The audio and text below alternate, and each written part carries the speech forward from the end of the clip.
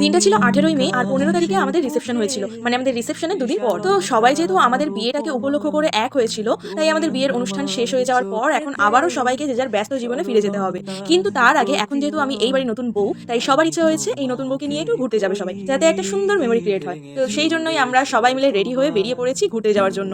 আমরা টোটাল 10 জন যাচ্ছি, আর কোথায় যাচ্ছি সেটা তো তোমরা ভিডিওটা দেখলেই জানতে পারবে। টোটাল 10 জন কখনোই এই একটা গাড়ির মধ্যে ফিট হতো না, তাই আরো দুটো বাইক আছে, সেই বাইকে করে বাকিরা আসছে। গাড়িতে আমরা গান শুনতে শুনতে প্রচুর গল্প করি, আর তারপর আমরা চলে আসি পানিহাটি গঙ্গায়। এখানে গাড়িগুলো পার্ক করে আমরা ফেরিঘাটে কিছুক্ষণ ওয়েট করছিলাম, কারণ আমরা যাবো গঙ্গার ওই পারে। এখন বাজে 5টা 54, আমাদের এদিকে লঞ্চও চলে এসেছে, তো আমরা সবাই মিলে লঞ্চে উঠে পড়ি। গঙ্গা বেরোনোর সময় লঞ্চে বসেই আমি অনেক কিছু নতুন নতুন দেখলাম, জানলাম, কারণ বিয়ের আগে এদিকে কখনো আসা হয়নি আমার। তো গঙ্গা পেরিয়ে আমরা চলে এসেছিলাম রাজরাজেশ্বরী মন্দিরে। মন্দিরে আমার তেমন ভিডিও করা হয়নি, কারণটা ঠিক আমার মনে পড়ছে না, হয়তো ভিতরে ক্যামেরা অ্যালাউড ছিল না। ওখানে কিছুক্ষণ থাকার পর আমরা চলে যাই একটা ফেমাস রেস্টুরেন্টে, যেটা তোমরা কিন্তু সবাই চেনো। তো চলো দেখা হচ্ছে নেক্সট ভিডিওতে।